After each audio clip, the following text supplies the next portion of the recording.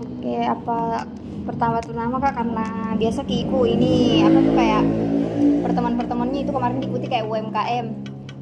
Menurut Kak itu dari itu hal yang dilihat ini di Pergi, apa itu biasanya masalah-masalah UMKM lain yang menghadapi UMKM seperti kita? Dalam misalnya khususnya dulu dilihat dulu dari digital marketingnya. Kebanyakan itu sih dari cara promonya, promo sosial media, promo offline, promo online.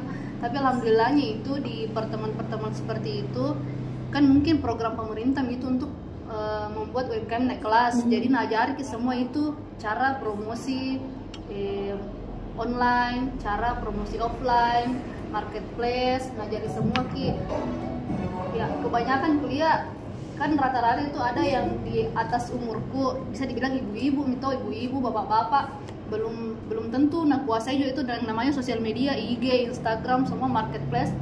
Tapi alhamdulillahnya ada di pelatihannya. Tapi memang itu menjadi masalah terbesar sih untuk UMKM. Berarti kalau dilihat secara utuhnya ini Kak, literasi digitalnya yang kurang Kak di? Literasi digitalnya yang kurang, dan alhamdulillah Sulawesi Barat ini memang diprogramkan itu untuk ada memang judulnya itu kalau pertemuan digital literasi digital marketing. Berikutnya lagi ada nanti lagi di Unasman ini bulan September itu lagi tentang digital marketing. Cabut HP ku dulu rekannya. Oke, selain masalah kurangnya tadi literasi digital Kak, apa masih ada masalah-masalah lain ini yang dihadapi kita, khususnya kita ini atau UMKM lain? Kalau saya pribadi untuk promosi online dan offline ya belum terlalu menguasai, tapi alhamdulillah bisa lah. Untuk kendalanya itu mungkin lebih ke bahan baku. Misalnya sekarang itu kan saya punya menu khusus olahan buah. Awalnya itu kecanduan kamu berangkat dari khusus olahan buah, tapi yang namanya buah kan itu tidak semua ada di musimnya. Misalnya buah mangga ada musim tersendirinya, durian ada musim tersendirinya, alpukat ada musim tersendirinya. Jadi untuk supaya bisa outlet saya tetap beroperasional, jadi saya hadirkan minuman yang seperti Thai tea, green tea, Milo yang mudah didapatkan bahan bakunya. Mungkin lebih ke bahan baku saja. Berarti masalahnya ini kalau kita lihat ini di kita ini berarti di supply chain-nya di Pak Kak, di rantai pasoknya di. Iya. Terus bagaimana menurut Teh itu kualitas konten Instagram terhadap peningkatan penjualan di UMKM tak? Konten foto dan video itu sangat berpengaruh sih kalau menurut saya, berpengaruh karena coba kita pribadi toh kita lihat foto yang HD atau video yang kualitasnya HD, kemudian yang blur yang biasa saja mungkin tidak terlalu tertarik Ki. Tapi biasanya itu pelanggan tertarik itu mulai dari lihat foto saja, lihat foto di awalnya. Jadi sangat berpengaruh sih. Jadi untuk kita UMKM bisa disisipkan itu wanuta hasil penjualan tuh untuk beli HP yang untuk bisa menarik pembeli sih, lebih menarik. Mungkin seperti iPhone, karena itu kan iPhone itu kan tidak semuanya itu bilang untuk bergaya. Kalau seperti saya kan ini saya pakai di kerja. Begitu. Terus bagaimana itu inovasi-inovasi produk yang dilakukan? Apakah meningkatkan penjualan seperti kan kemarin ini kecanduan kamu ini minuman jika. Terus kita ini kuliah beralih juga ke makanan sekarang. Bagaimana tuh inovasi produk apa itu meningkatkan penjualan atau bagaimana? Apa? Masuklah. Siapa? Pipi? Oh sana. Rehang 40. Oke, selanjutnya bagaimana itu menurut Tak inovasi produk yang dilakukan, apa itu betul-betul itu memang meningkatkan penjualan Kak atau tidak? Misalnya seperti yang dilihat ini. Kemarin kecanduan kamu kan cuma minuman Kak, tapi sekarang ini berinovasi juga ke makanan-makanan berat. Bagaimana menurut Tak itu Kak? Apa betul-betul itu meningkatkan penjualan Kak atau bagaimana? Ya kalau menurut saya sih UMKM itu harus pandai berinovasi. harus pandai berinovasi kalau mungkin bertahan. Ya seperti saya ini kan awalnya saya itu berangkat dari minuman, jadi saya dalam 2 tahun terakhir ini saya pelajari setiap orang minum pasti kan butuh makan, dan begitu pun sebaliknya, orang makan pasti butuh minum. Jadi 2 tahun ini saya pelajari, alhamdulillah tahun kedua Kecanduan Kamu launching untuk makanan berat dan cemilan. Untuk tempatnya juga lebih diperluas, yang tadinya hanya bisa untuk menunggu saja, sekarang bisa nih untuk dine in, tidak cuma untuk take away saja. Jadi menurut saya itu kita sebagai UMKM, pedagang, pebisnis harus pandai-pandai memang berinovasi supaya bisa bertahan, supaya bisa juga ya menarik pembeli sih. Oke Kak.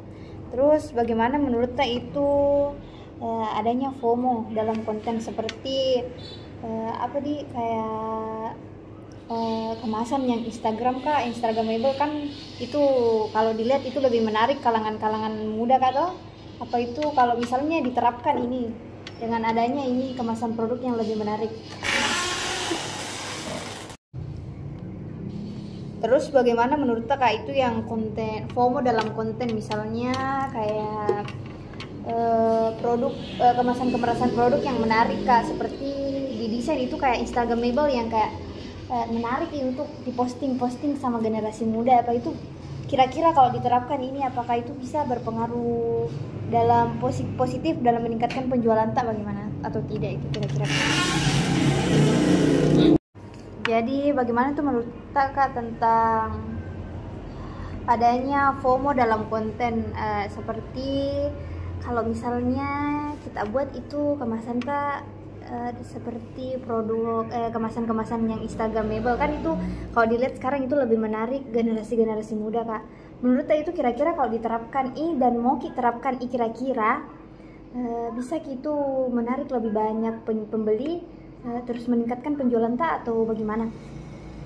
Kalau menurut saya sangat berpengaruh sih, karena sekarang itu orang di era digital itu semuanya itu pegang HP nih, apalagi kan bukan nih hanya bilang anak-anak Gen Z pegang HP, bahkan dulu sekarang pegang HP semua nih, jadi sangat berpengaruh untuk marketingnya kalau dipercantik packagingnya. Kemudian lebih bagus lagi kalau ditingkatkan kualitasnya, tapi memang packaging itu sama foto, video sangat terpengaruh sih untuk meningkatkan omset. Berarti ini kira-kira kalau bisa kita berupaya ini bagaimana supaya orang-orang di sini tuh Kak bisa FOMO toh, jadi bisa kalau FOMO sama produk tuh otomatis meningkat penjualan tak Kak di? Iya, alhamdulillah meningkat. Selanjutnya Kak, bagaimana strategi harga yang ditetapkan? Misalnya apakah adanya strategi harga seperti promo dalam ini promo atau Jumat Berkah itu meningkatkan penjualan tak, atau memang ada strategi tertentu ini Kak? Untuk itu Jumat Berkah dan promo itu sebenarnya teknik marketing. Kemudian untuk harga itu aku lupa ya, bertanyakan ulang. Oke Kak. Jadi bagaimana itu strategi harga yang ditetapkan Kak? Misalnya adanya itu harga promo yang dikasih atau Jumat Berkah, apakah itu kira-kira memang meningkatkan penjualan tak, atau ini adalah salah satu strategi yang memang mau dilakukan saja Kak? Jumat Berkah dan promo itu selain dari strategi juga untuk meningkatkan penjualan, harus kita sebagai UMKM juga harus pandai-pandai memanfaatkan situasi seperti diadakan Jumat Berkah. Jadi setiap pembelian seperti ini dapat begini promo Jumat Berkah ceritanya, misalnya 17 promo 17 Agustus untuk menarik pembeli, dan ya sistem marketing saja itu. Oke Kak, selama berjalannya ini UMKM TAP Kak, kan biasa kita terapkan di itu seperti promo atau Jumat Berkah. Misalnya itu hari-hari yang dilakukan itu promo atau Jumat Berkah, memang penjualannya itu meningkat. Misalnya di hari-hari biasa misalnya pembelinya cuma ada kayak 50 Kak. Nah di hari seperti Jumat Berkah atau ada promo yang dilakukan ini bisa sampai 70 begitu kira-kira. Meningkat, luar biasa meningkat kalau misalnya ada promo seperti itu, karena ya itu tadi kembali semua itu orang kan FOMO. Lihat promonya di sosial media semua, oh sebenarnya di sini ada promo, kesana lagi, di sini ada promo, kesana lagi. Cukup menarik sih, cukup menarik pembeli sih itu yang promo-promo dan Jumat Berkahnya. Berarti kira-kira ini Kak, selain orang kayak lihat di HP tuh Kak postingan-postingan tak kayak testimoni dari pembeli lain tak, misalnya bilang ya di sini promo, itu juga biasa terjadi di kita Kak. Misalnya ada yang sudah bilang di sini tadi ini promo begini, jadi ada juga yang datang beli begitu Kak. Ya, selain saya promosinya lewat Facebook, sosial media kan, saya juga menggerakkan kurir. Ya, saya ada grupku, jadi kalau saya kasih masuk di grup dan biasa juga saya japri satu-satu, nah ini promo nah, posting nih. Karena kan kita itu sama kurir saling membutuhkan Ki. Banyak orderannya itu kurir, ya ke kita juga. Jadi banyak sih jalur kerjasamanya. Selain di sosial media saya pribadi, saya juga kerjasama dengan kurir-kurir dan followers begitu, seperti yang followers IG kan yang sering-sering juga lihat. Yang awalnya itu saya di Facebook aktif di Facebook kalau itu Instagramku asal ada saja, tapi alhamdulillah sejak konsisten posting di Instagram mulai ada yang DM Rehan buka pintu. Terus pertanyaan selanjutnya ini Kak, bagaimana pengaruh konsisten posting Pak? Misalnya ini pas awal-awal posting Ki, mungkin ya tidak ada like terus kira-kira kayak sebulan 2 bulan kemudian bukan cuma like-nya yang bertambah tapi yang lihat juga Kak. Ini berpengaruh besar ke penjualan tak atau tidak Ji? Jelas sangat berpengaruh, karena kan kita mainnya di sosial media, jadi konsisten itu berpengaruh sekali Pak. Sering Ki ibarat itu di dunia offline itu sering Ki buka toko tak ya semakin banyak pembeli tak. Nah buka tokonya juga itu di sosial media dengan cara sering posting, sering promo. Nah itu juga salah satu cara buka toko di sosial media. Jadi kalau jarang Ki posting ya otomatis omsetnya juga menurun. Ya begitu pun sebaliknya, kalau sering Ki buka toko ya sering pembeli tak. Oke Kak. Terus secara keseluruhan nih Kak, bagaimana menurut Tak e-commerce ini bagi UMKM seperti kita ini? Pengaruhnya e-commerce ini? Kalau e-commerce sih sebenarnya sangat membantu. Tapi kalau seperti di Polewali Mandar ini kayak seperti Shopee kan belum terlalu sih. Apalagi saya kan bergerak di bidang minuman yang bisa dibilang disajikan bukan yang dalam kemasan kan produkku. Mungkin kalau produk UMKM yang dalam kemasan itu sangat berpengaruh kalau via Shopee, karena ada juga teman biasa pengirimannya itu keluar daerah tapi yang kemasan. Kalau seperti saya kan tidak bisa pakai Shopee karena barang bisa dibilang bukan yang dikemas, barang habis ceritanya kalau saya. Berarti kalau kita ini lebih berpengaruhnya ke kayak konten-konten kali kayak di Facebook, Instagram, di media-media sosial kita kan ya? Iya, di sosial media semua bisa itu. Dan itu pun jangkauannya itu cuman sekitar Polewali Mandar sih, mulai dari Polewali sampai Tinambung begitu kan. Kalau mau kirim lewat dari itu kan sudah bisa dibilang yang tadinya dingin pasti baru menjadi panas, apalagi es kan. Oh iya Kak. Terus ini misalnya kalau posting Ki kan biasa Ki pakai hashtag Kak, kayak minuman Wonomulyo begitu. Sebenarnya sih berpengaruh itu memang hashtag, tapi jujur jarang pakai karena terlalu terburu-buru Kak.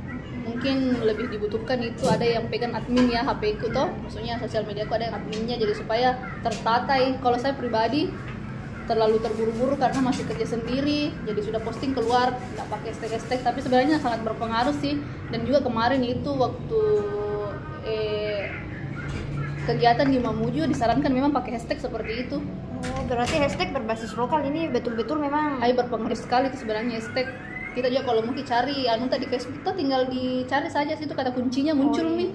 Langsung interap Kak di Langsung muncul kalau kita cari postingan-postingan yang dulu-dulu tak berpengaruh sekali sih kalau itu hashtag. matikan dulu Kak. Jadi secara keseluruhan Kak, kan sudah tadi disebutkan kendala-kendalanya itu di rantai pasoknya Kak di anunya, bahan bakunya. Terus kalau secara keseluruhan ini yang dilihat ini, apa itu yang paling berpengaruh Kak di penjualan tak ini? Apa yang paling berpengaruh itu yang paling meningkatkan penjualan tak? Olahan buah, menunya ya, olahan buah sangat berpengaruh karena banyak sekali di sini di Wonomulyo suka olahan buah. Tapi sayangnya ya begitu Mi, tidak semua musim buah itu ada buahnya. Jadi kita mami pintar-pintar untuk kredikan apa-apa. Kalau jeruk kan biasa hari-hari ji, setiap maksudnya dari ji musiman kalau jeruk ada terus ji. Paling jeruk ji saja kalau lagi tidak musim buah mangga, tidak lagi musim buah alpukat. Paling jeruk ji. Dan kemarin juga kan ada jus buah dan sayurku. Jus buah dan sayur itu ini sudah 2 bulan stop produksi karena bahan bakunya tidak ada lagi didapat yang bagus. Ada sih beberapa, cuman begitu Mi, kalau misalnya dipaksa panen, kualitasnya juga tidak bagus buah. Kalau dipaksa panen, itu lebih bagus buah itu kalau ya memang musimnya.